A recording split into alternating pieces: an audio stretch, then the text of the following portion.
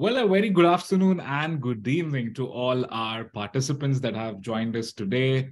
I'm Noel, your host for today's interesting session. I can also see that the participants are logging in. Please cascade this information that the webinar is about to begin. Let me also check the flow as well, and the participants have begun joining in. So yes, so we'll just give it another couple of seconds before we begin our action-packed session for today.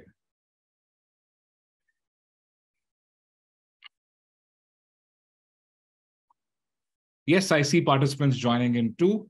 So a very good afternoon again and good evening to all our participants. I'm Noah, host for today's interesting session. It gives me pleasure to share that Monster APAC and Middle East now is founded.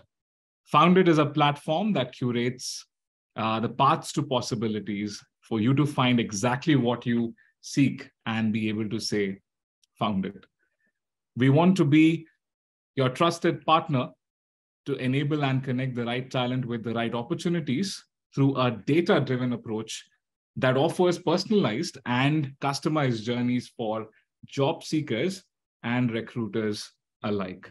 Well, before I go ahead, let me also talk about, or give you a snapshot of the year gone by at Founded. Over 44 million plus pages were viewed, about 1.7 million jobs were applied per month, and 3,000 plus jobs were posted on our platform.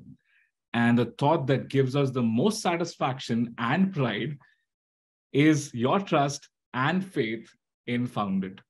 Over 50,000 plus recruiters use Founded to find the right fit for their hiring needs.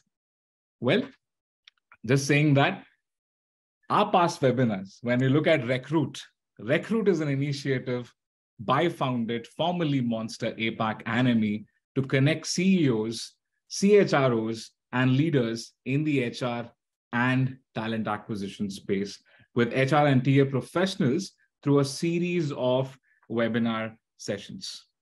Well, through this, welcome to another session on RecRoute, that is 14th session on RecRoute as well. But before I get into that, I also wanted to introduce the topic for today. So the way we work and hire talent have changed dramatically post-pandemic. The change has led to new remote and hybrid work models, thus changing workforce and employment trends. Moreover, rapid transformation in technology has made it challenging for organizations to attract, retain, train, and hire people. According to a McKinsey study, between 400 million, 800 million individuals could be displaced by automation and need to find new jobs by 2030 around the world. So, what's the future of work looking like? Even I'm very interested to know. What impact automation will have on work? What are the challenges hiring teams face due to the ever-evolving nature of work? Well, let's get a sense on this from our guest, none other than Santhosh Mahalingam, CEO and co-founder, Mikro Grafeio. Well, I'd like to also take this privilege and introduce Santhosh. Santhosh has had a distinguished career in banking and ITES industry for over 27 years before he decided to don the hat of an entrepreneur. Over the past decade of his professional life, Santhosh has led several leading organizations to digital-first innovations in the industry, having demonstrated efficiency and robustness during a seamless transition of remote work during disruptive pandemic 2020. Co-founded Mikro Grafeio, an integrated workspace, workforce, and essential solutions provider focusing on tier 2, 3 towns in India. Mikro Grafeio's vision is to empower local economies by bridging the digital divide and providing universal access to entrepreneurial and professional opportunities. Santhosh believes the role of technology is definitely invaluable in ensuring the collective progress of humanity, playing a key role in driving technology to shape how people transact has been an enriching experience in his life. Well, we are extremely delighted to have you. Over to you, Santhosh. Thank you, Noel, and good afternoon and good evening to a lot of participants. I'm glad to be here. And at the outset, let me thank the founded team to invite me for this session. Future of work and the impact it is having on the current generation of workforce and entrepreneurs and employers is a topic which is close to my heart, because that's what I do on an everyday to absolutely talk to my clients and deal with the situation on the ground. And Santhosh, I just wanted to check in, before we could go ahead and start off this session, we could just quickly run a poll. I can also see participants sure popping into. So let me quickly launch this poll sure. to check where are our participants working at, which industry are they from? So I can also see that participants have begun taking the poll. Extremely delighted to see that. I'd request all of you to please participate so that it'll also give Santhosh and me an idea to progressively look at what is the industry that we are maximizing and projecting in terms of explaining. That will give us a perspective, also help us understand how we could also cater or serve you better. So I'd probably leave it up for another 5 seconds before all of you take in. I see that 75% at the moment have taken the poll. I request all the participants to please do participate in these polls, as it's extremely critical and also crucial for us. So as promised, I'm stopping the poll at the moment. I see that 80% of you have taken the poll. So well, here are the results. So we have a lot of people joining in from the IT, BPO, ITES industry. We have people from education, e-commerce, construction, banking and accounting, manufacturing, engineering. Well, Santhosh, we have a huge crowd here, all mix as well, but then predominantly from the IT and ITES too. Wonderful, and great to see everybody from such a diverse field. But as I saw the poll results, it is largely from the ITES industry, and if you look at the way we're evolving today, and that's the industry which is largely getting impacted, right? So great to have the crowd here. Fantastic, Mark. Absolutely. Well, to begin with, I was just waiting for, to ask this question as well. What's the future of work looking like? Well, it's interesting, and I should admit before I take, say any opinion on that the jury is not out yet on that. Okay, it's still evolving, I should say. Before COVID, we had a very interesting situation where, we had the typical, traditional offices where people used to come in, and from there we moved to, there are occasions where certain companies, and especially in certain geographies, they had the remote friendly, as I call it, offices where you had a choice to come in. It moved into a fully remote kind of situation. All of us were forced to do that for maybe a year or so. But interestingly, what I realized, and at that point of 2020 COVID, when it happened in the months of March and April, I was still working with my earlier employer. It's a bank, and almost 1,500 people who work in India. In 2 to 3 weeks, we had to go fully remote. And there were a lot of concerns on productivity, data security, how do you manage them, how do you supervise them? Everything broke up, right? It has a completely new learning, both the employee, the supervisors, and the employers. We all learned a completely new way of living and working, right?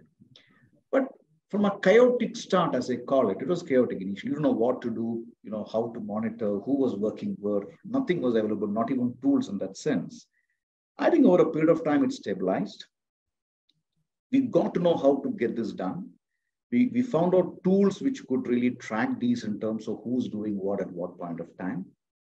We really realized that what we need to deliver as individuals could be delivered even in a remote situation without too much of hindrance in that, except for certain industries which had to have a physical presence. Absolutely. So from a chaotic situation, it has gone and kind of reached a stage which is nearly really smooth. But having said that, and where we are today, and maybe a year or so after the pandemic has settled and all of us are coming in face-to-face and meeting along, there are certain things which establish standards of perceptions which got broken because of COVID. The first was the myth that we all had to be together to do this. Now, for example, Pre-pandemic, I don't think such a webinar would have happened with 130 people attending, right? It would have been a Totally banquet hall in a hotel and you have to come and talk about it. But today it's not so. You have the tools in front of you. You've got a Zoom, you've got a Google Meet, you've got Teams, so many things to collaborate in that sense, right? That's the first thing which developed. Tech helped a lot. So today, if you look at the buzzword is hybrid. Everybody talk about hybrid working. And what is hybrid? Could be either completely remote or you work 2 to 3 days in office or you come and meet only for social collaboration, etc. So that is the buzzword today. It is evolving. There are many big companies in India who had claimed that we'll have only 25% of workforce by 2025. They've moved ahead from that and said, no, we want people more in office. As I said, it's evolving out there. But to my mind, there are two aspects beyond hybrid which will evolve. Okay? Hybrid is something which all of you, feel it and see it today in that sense. Many of you are working in a hybrid model. But I call a category of employees whom I call digital nomads, who may come up in a larger manner. And these are folks who want to have the experience of living in some of the exotic places and working there. They love to travel. They are single. They have the money. And they have the real need or the motivation to experience different things than in a traditional office in that sense. So that could grow up. It's a niche segment, but could grow up. And that is something purely remote. They don't need that social capital or social connect, as I call it. They're fine to explore that in other means than an office in that sense, but at the same time complete the work. And one thing I feel as a future of work knowledge which could evolve at a point of time in future, and I don't think that is too far off, is meta. There could be, virtual offices in metaverse, where right now I kind of stare you at a screen and I see you in a screen, everybody sees me in a screen. But it's not too far off when, without the right kind of instruments and without the right kind of PCs and laptops, I do believe that we'll start seeing Noel in a physical form near to me, sitting next to me. I could see probably 100 people sitting in a banquet hall and I'm speaking to them and they're seeing me, etc. That day is not too far off. I know of certain companies who are working on such things, keeping in mind primarily the geographical divide at which many large corporations work. And it's a matter of maybe a year or two by the time you would see a full-fledged kind of metaverse entering the office space area also in some manner or the other. So that's where it's evolving. Absolutely. And I totally agree that, the meta, probably is the next big thing for me. And I guess it's rightly, put across. And I like that example which you've already given where, it used to be so like, okay, we are in touch with the audience, but then, the virtual paradigm shift has become the new normal. And a lot of people, first thing they ask is, oh, is it a work from home? I guess that's something that we've had. And that also, reminds me, we have seen the way, work has evolved rapidly, right? And I agree to that. So, since we already are paving a path towards that, working from home, hybrid, etc., do we see any challenges, that it has posed for the employers, or do we say it's a challenge, or do you also say, Santhosh, that it's probably an advantage to our perspective? See, no, it's both, I should say. Yeah. Okay, it's both. Now, it all depends on how we deal with it. If you take the current model of hybrid, for example, and since I've managed large teams in the past, and I do work with clients today who struggle with this whole concept, in certain industries, especially if I take the banking and financial sector or some of the ITS sectors, productivity and data security is still a concern for people who are working remotely. Okay. While there are multiple methods by which has been addressed, it is still a concern. And more people are realizing that it is probably misused to some extent, which is sad because this is a great thing which has happened, but it's just probably getting misused in certain quarters, and that is giving rise to certain concerns in the minds of employees in terms of, is this what I want to do on a long term?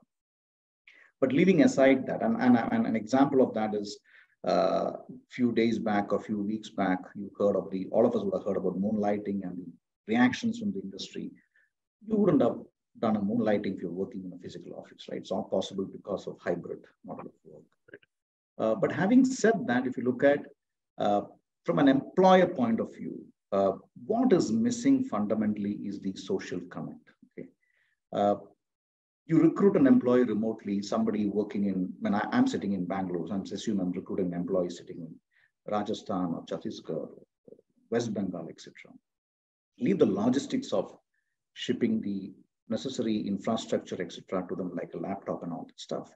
But sometimes on certain roles, like especially in the ITS industry or in the banking industry, or many others in that sense, training is not easy remotely. Sometimes you feel that somebody next to you on a physical basis training is far better. So there is something called in the ITS industry called the billable FT or the billable days. Typically because of this extended period of familiarization and training, many IT companies lose a certain amount of billable days in that sense. So that is a cost to them in that sense. Second thing is, your speed to productivity is longer because of these kind of constraints which you face. So while we say that is one part that can be solvable, is only a cost issue for you. What is happening is that in a true remote model, when people don't come to office, as I said, there are certain things they miss in terms of understanding. You may be good at doing a core job, but you lack receiving the benefits of a mentorship from a senior, which you do face to face, because you have a chat on that with them. You lack to acquire, or rather you are unable to acquire certain skill sets which are required for you to navigate the political spectrum of an organization, because that is your survival. Your skill set is not enough. You need to know how to be successful in an organization, right? So you lack that because you don't get it in that sense. You probably don't get the right kind of social awareness of what is happening around. Who are the influencers? Who are your sponsors? Who are your mentors? How to connect with them and maintain relationships? Because one of the things which personally I gained over a period of time in my life is the benefits of networking. And probably the way I learned it personally was more to do with personal connects. I meet people in office and outside.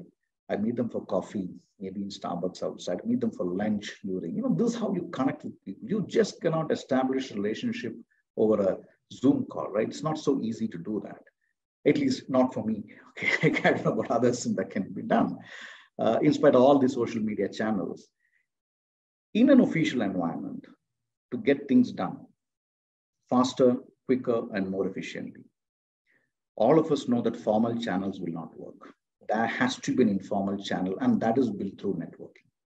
That is fundamentally missing in a complete hybrid environment, right? So that is one element of this, challenge which all of us face.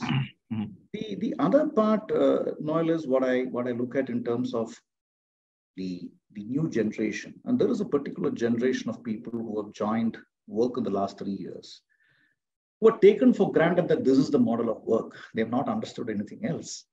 And therefore, because they're not experienced it, waking up and sitting in your own bedroom and working in a shorts and t-shirt is far more convenient for you than formally dressing up and going. And they continue to believe that this is the way of going forward. Nothing wrong with it. It's a new generation. Probably I feel I'm already part of an early generation. Nothing wrong with that. But however, on a long-term basis, is that going to help them and the employee to certain skill sets is something which is we need to check in. Having said that, the pure flexibility, more productive time, which all of us enjoy by lack of travel and all that stuff, is something which is hugely beneficial and it should be properly utilized. And that's the way I would see this entire hybrid work, evolving in future. Absolutely. Very interesting there. I guess networking and flexibility. That's something that, we diverge into, and that will also encourage, most of us to, predominantly look at those aspects as well. Starbucks definitely reminded me for a cup of coffee, but then I'll manage with the aqua at the moment. But then, that also, shows me that, these changes are happening so rapidly, even in the recruiting landscape. I also, wanted to check if, this could also be a challenge, or would it be an advantage for, the hiring teams? Or do you think that, okay, that we can take a leap of faith here? See, it's again, like anything else, for hiring teams, it's a challenge and advantage. The advantage being your pool of resources are no more restricted to a single town or city. Right. If you have a single office in Bangalore, for example, you can recruit your talent across the country. And I will expand that further across the world, literally in that sense. So you have that option coming in. And that's a big advantage.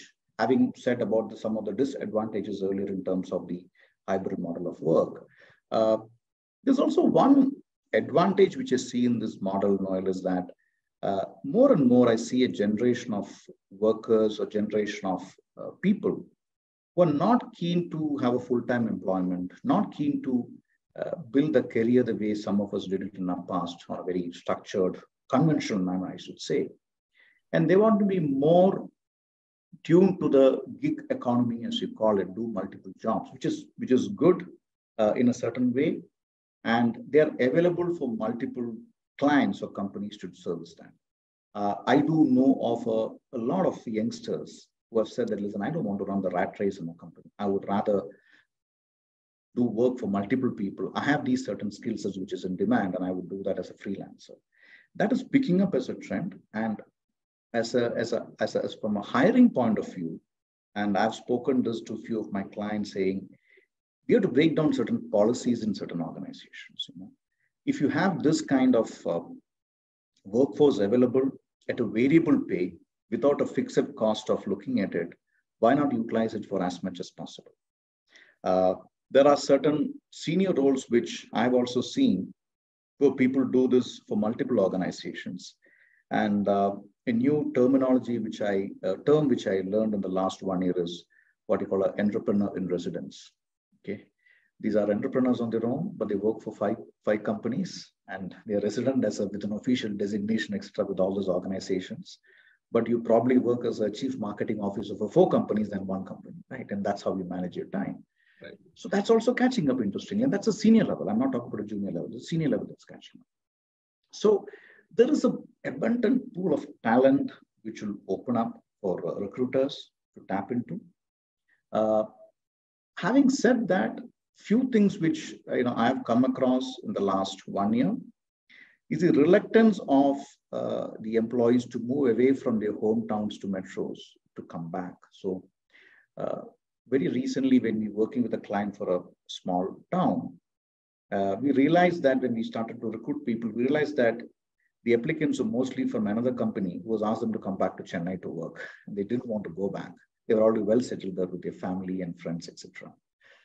So that could be again, a challenge for few recruiters to attract talent back from these small towns to some of these big cities, as I call it. And the other trend, Noel, I've seen in this entire recruitment landscape is that while we go and allow people to work from their hometowns and distributed model of workforce, it has also opened up certain constraints in these towns at a mid-level and senior level resources. Okay. As a recruiter, you can hire a lot more people from these small towns who are at a junior level. You can get the freshers or less than 5 years experience, but the moment you go into a 10-year plus experience, some of the hometowns, as I call it, or small towns, have not developed the right kind of educational infrastructure, which is designed by these employees for their children, and they would like to come back to a metro for that.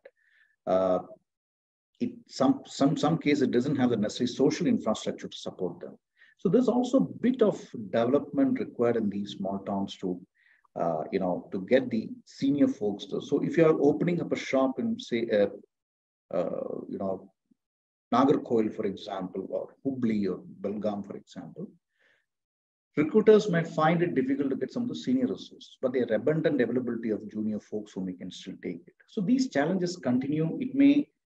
To me, it's a journey of the next 5 years. These are things which need to be settled down. And over a period of time, I'm sure there'll be people in the market who will find solutions for this. We'll have the right social infrastructure being developed, the right education ecosystem which will get developed. And I think going forward, a distributed model of work is here to stay. A lot more development will happen in these towns in all the aspects I spoke about. And the growth of India's economy is going to be from these small towns, not anymore from these metros. Absolutely. And one thing I really love about how you explained is how we need to, walk backwards if it's a challenge, try to re-engineer the approach. And I guess for all the recruiters in the house today, I guess those were some, critical tips as well in terms of, how we need to target the right set of, audience as well. Distributive models, that's definitely been, a progressive way forward. But then, reiterating on, the numbers that we've spoken about the McKinsey report, it's estimated that 400 million and 800 million individuals could be displaced by automation, maybe find new jobs by 2030. While this could mean, learning new skills and adapting to new ones for someone looking out at a job. So, how is this, progressive towards the recruiters, and how should they be prepping for this kind of paradigm shift? See, no, I think the trend has already started in the last few weeks. You've seen so many big companies start layoffs of people. Right. Obviously, while it is being told on the back of a recession of cost pressures, end of the day, it is also one of the contributing factors is also an automation and what you do there, right? It comes out.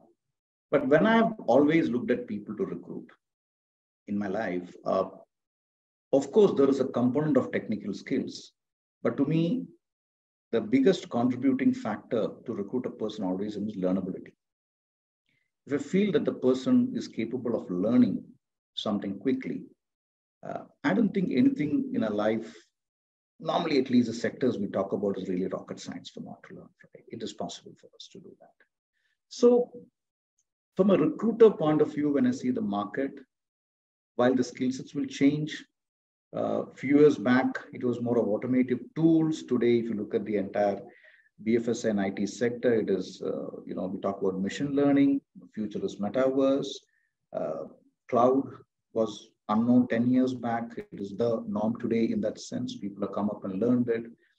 So when I look at it in the last 10 years, there have been changes in skill sets across. It's just not automation, which we talk about 400 million, 800 million times to go in 2030.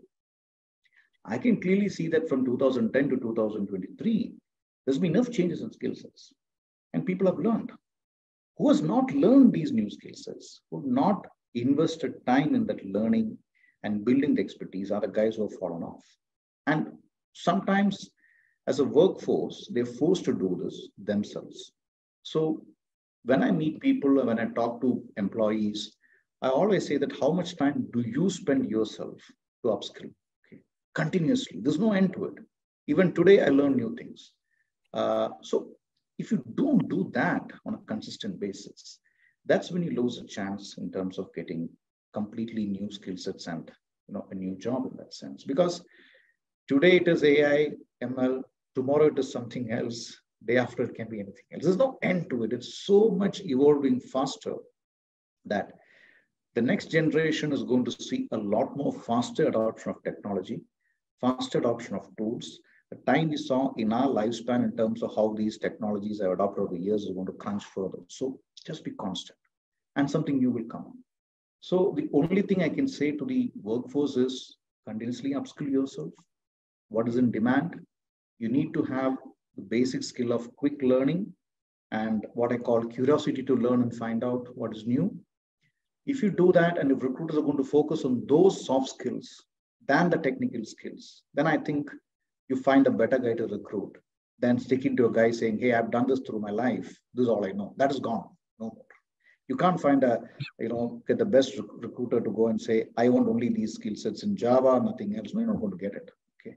You have to go and find out the people with the right skills, right attitude, and who have continuously upskilled themselves. Okay. That is the way to deal with it.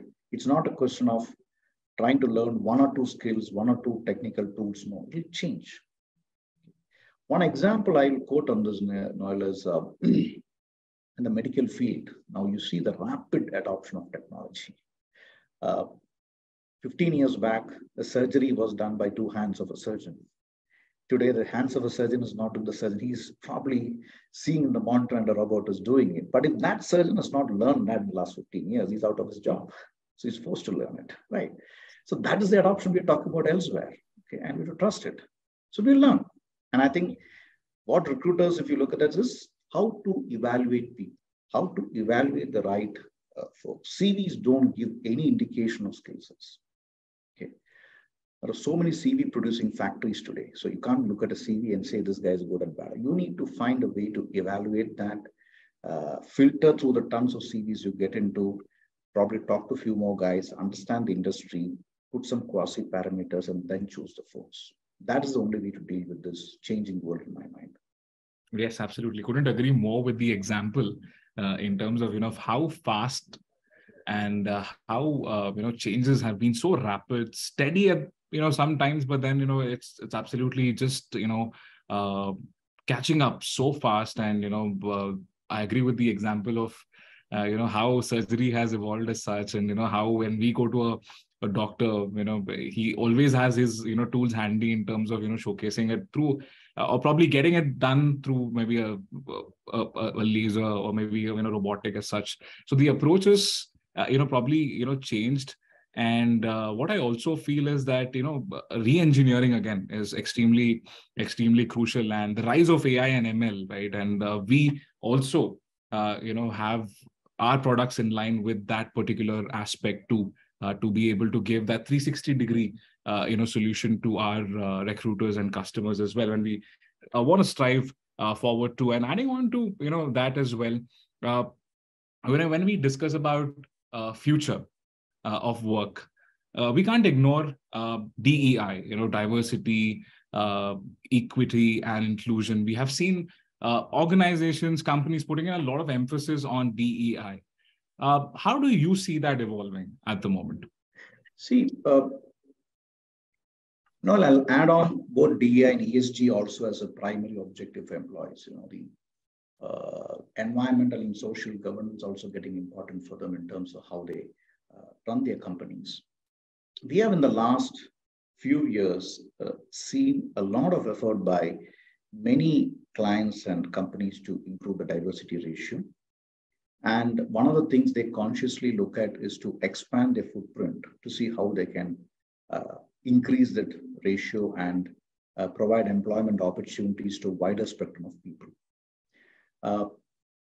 I know of Infosys recently going to Hubli, for example, Hubali rather, and setting up a shop there. TCS in Mangalore. Infosys always has been in multiple locations.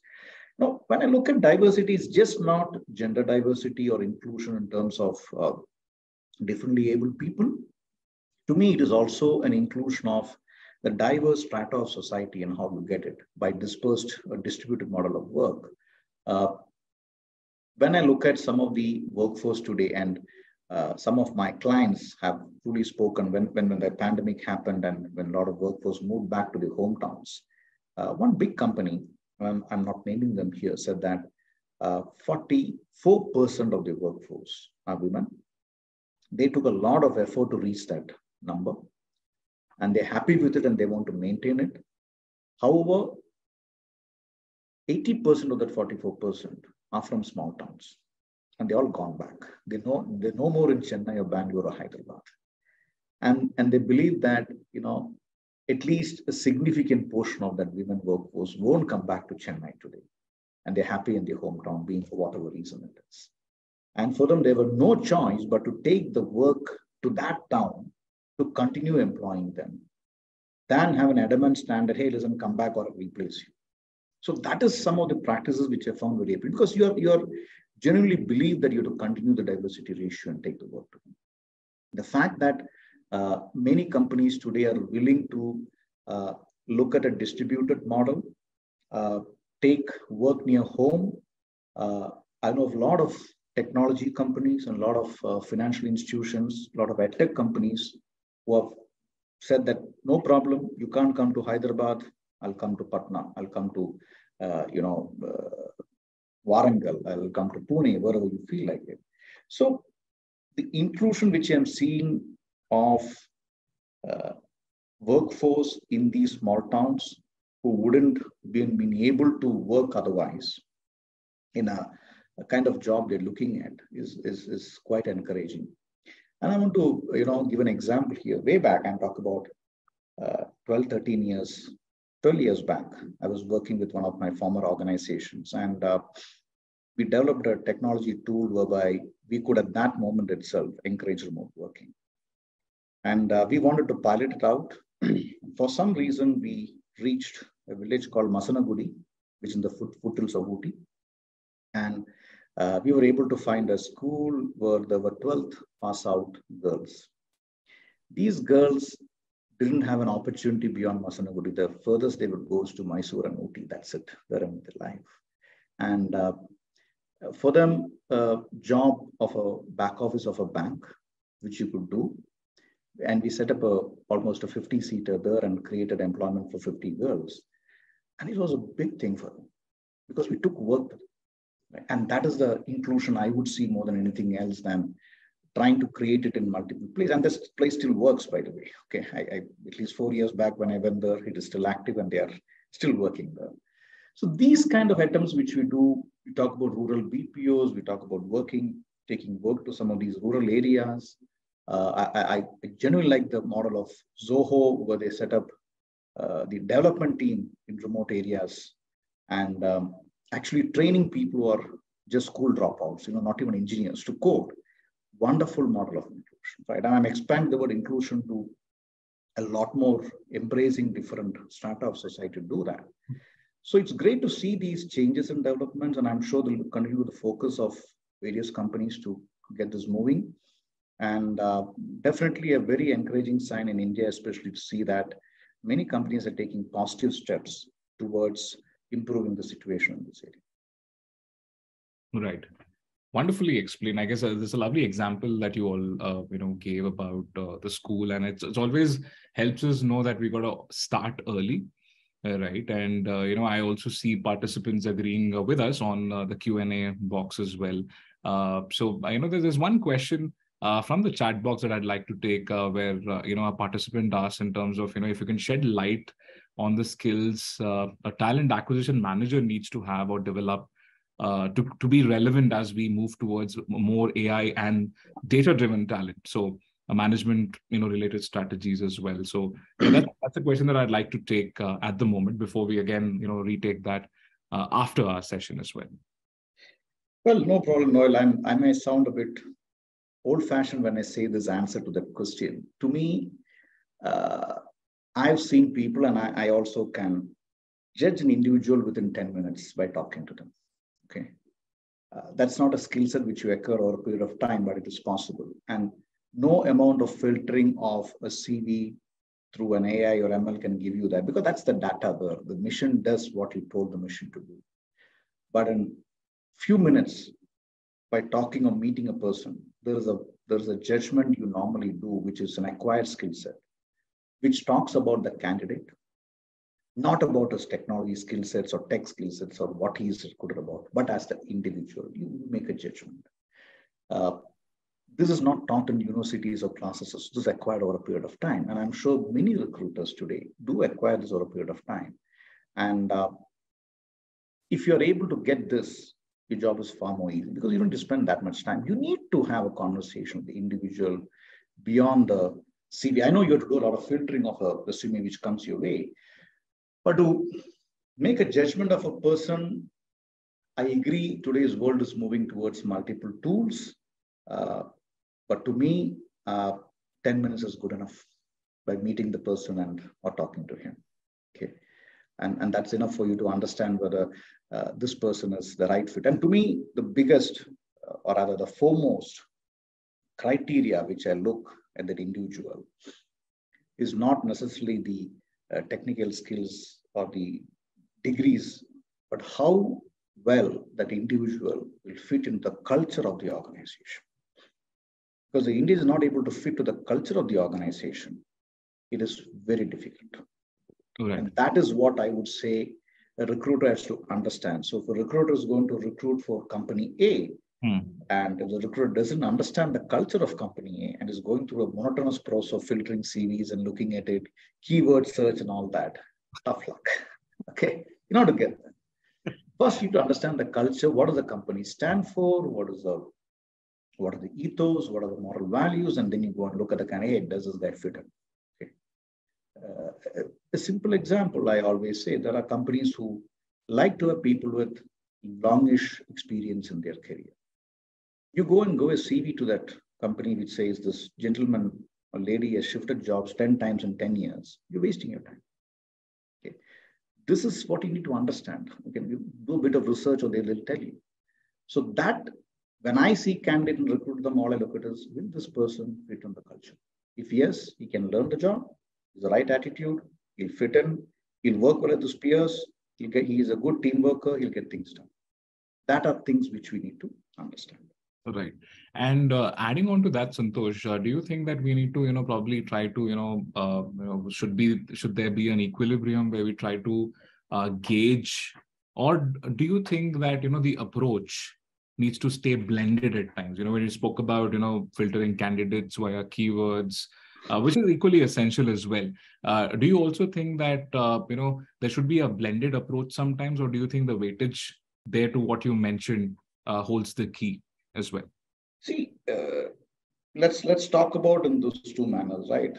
Yeah. I use the words elimination and selection. Yes. You have to use tools for elimination. There's no doubt about it, right? In the past, there were multiple other models of doing it. Today, it is keyword search, filtering the CVs, using some AI tools, so that you get the best fit candidate from the plethora of CVs which comes to you. But the selection pay, you can put some psychometric tools to do that. And I would rather look at that more from an elimination point of view. So you get a set of people whom you want to select. There you need to understand the cultural fit, because without that, you're going and taking somebody, you're going to recruit a new guy very soon. That's because either the candidate doesn't fit in the culture or the company is not able to go along with the candidate, right? So all the tools we're talking about, right from today, what is in the, in the market, versus what can come in, to my mind, is more for elimination. And I would still look at a different way of understanding the cultural fitment of the candidate for selection. What I also wanted to understand from you, Santhosh, is do we also see an approach that needs to change towards maybe learning and adapting to new courses as such that we need to in the market, or is there a constant evolution that is required? Or maybe do you think that, one implementation or one step ahead, one goal ahead, one milestone ahead would work for the recruiters at the moment for the constant evolving nature as well? To me, I would rather agree with your point, saying one milestone ahead and see what is required. I think there's no point in accumulating multiple online courses and diplomas and degrees in that sense, as long as you know what to do. But obviously, it goes back to the same thing which I said about surgery, right? A surgeon, if he doesn't acquire the right skill sets, is out of the job. Similarly, anybody for that matter, not just a recruiter, it can be an HR professional, it can be a person involved in coding, it can be a person involved in information security, it can be a banker, it can be insurance specialist. There are certain things which emerge over a period of time, which are new, and skill sets which need to be acquired by them. And if they don't do that, and I wouldn't say that it has to be in a very formal way of a course which you need to attend, but as long as you know about it fundamentally and you're open to learn it, continue learning it every day. I know everything will not work. It is completely new. We have to approach, every area in our work with curiosity, saying, can I learn something more? I would only look at that kind of approach and attitude towards learning continuously. Formal degree and certification probably may help in some manner, but then there are too many online courses these days, which probably doesn't hold credibility as the way you would have done it, right? Right. So it is a question of how you're able to exhibit that, demonstrate that in your work is far more important. Right. And I guess during, alongside demonstration, I guess the facilitation is also extremely important, that they carry out post these, learnings as well. And I also had, gotten a question in the chat box before we had just, gone ahead and faced a glitch. I also found that, people are asking if are there any, common courses that they need to learn, or is there a gap that, hey, I'm, a recruiter with 5 years of experience. Maybe I need to learn this first before I, advance myself towards a course that requires my experience or expertise in a much more progressive fashion as such. Well, Noel, I have to admit that I'm not an expert in recruitment to recommend any kind of courses to do that. Right. To me, as I said, every individual, more than anybody else, I believe they know their shortcomings and their strengths.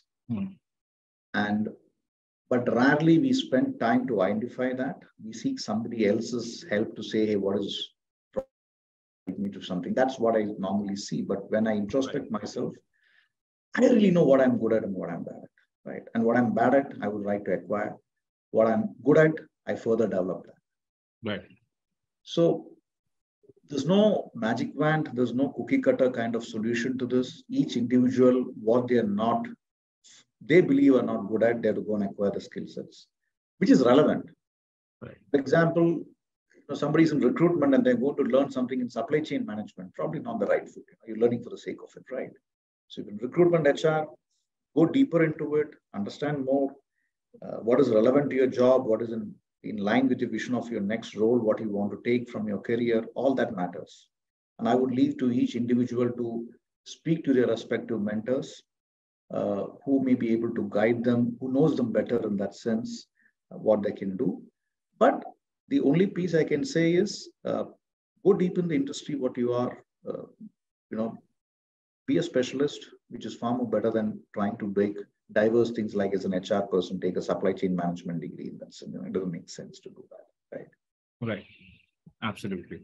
Well, adding on to, that particular aspect as well reminds me that we are 10 minutes past to getting the session done. What I'll also do is I'd recommend all the participants to please share your thoughts, and it's time that you can ask your questions, doubts. I also see progressive responses popping in too. So before I begin or start taking those questions, I encourage all the participants to please drop in your questions on the chat box before we start doing that.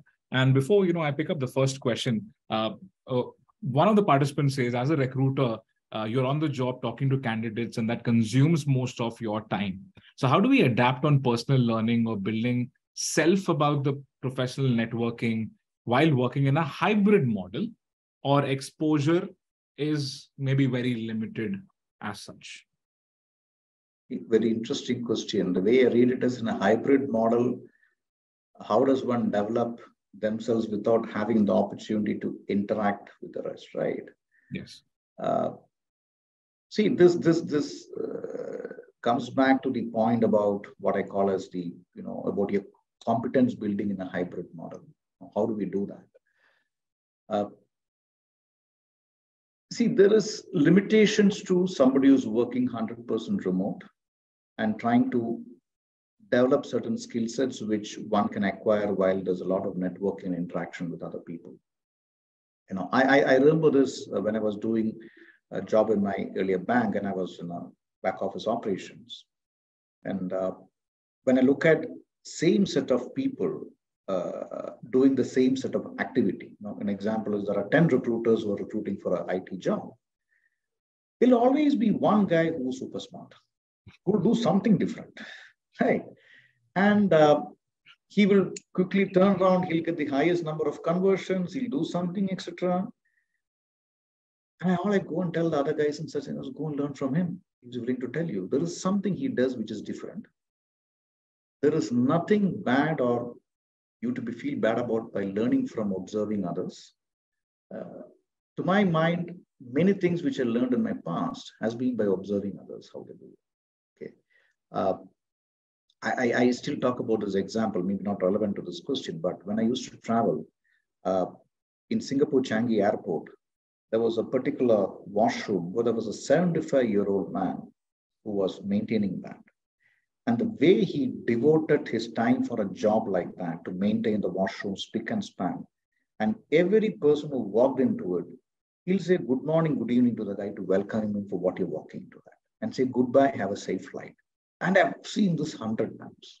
Now, for that kind of person to motivate himself for that job and to do it is an attitude in itself, right? Right.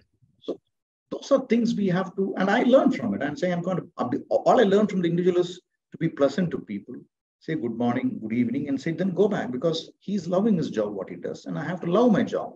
There can't be more boring job than that in that sense, what he's doing every day, cleaning toilets or washrooms, but he's made it enjoyable. Learning for me is to make what you do enjoyable. That way, observe, gain the knowledge. Somebody else is doing smarter than you. Be humble enough to go and ask them how you do this better. Just learn. Right. I can only give some simple solutions than putting a degree into it, because you don't nothing from taking one more certification in that sense. Absolutely. I guess, self-learning and also looking, observing. What I really love about this scenario that you've shared is, Santhosh, the kind of passion that person is probably showing to learn. It's always good to learn and be curious about things at all times. And I guess that's one of the traits that will always help us to be on the toes in terms of helping us understand how do we, get better and compete against ourselves. Look at, how do we, upgrade, upskill, observe, self-learn. Maybe courses are, yes, a bygone or maybe an add-on as well. But, how do we look at people, ask expertise, seek advice, seek help is something that we'd also like to learn. And here, I also want to top up with a question is where, this is an interesting question that I read through is, should we recruit character or talent which can be trained? Interesting and a tricky one, but I would look at it and say that, I have multiple names which I come to, but I want to avoid controversies in that. But talent is something which you all believe, at least I believe, you can gain over a period of time. Okay, it's not that you got for the work which we do in our life, and we're not probably into a world of musicians or extraordinary talent, I call it in some of the areas which we do, but the industry which is largely we are referring to as ITS, BFSI, EdTech, and all that companies. It can be acquired. I would go with the character, which is important. I call it attitude, largely than character. As I said, going back to the point, does that individual fit into the culture of the company you're recruiting? If that is what is tick mark for you, take him. He will do what is required to do. Okay, he'll acquire the skill sets, he'll acquire the expertise, he'll acquire the knowledge, what he wants to do. But if he's not fitting into the culture, you call it character, you call it attitude, you call it whatever you want, you're taking a wrong hand. That's a fundamental difference. Yes. Well, I guess, I'd agree with you. I totally want to, commit to, what you've explained as a, flow too. But, there's one more, aspect where a question says, someone's worked as a recruiter in an IT services company, though the candidates solve the coding challenges, they fail miserably in live coding rounds. It is wasting a lot of time as well. So how to make my, that kind of filtering process better? I don't know if, they follow a separate, because everyone's got a different approach to it. But, again, a tricky question then.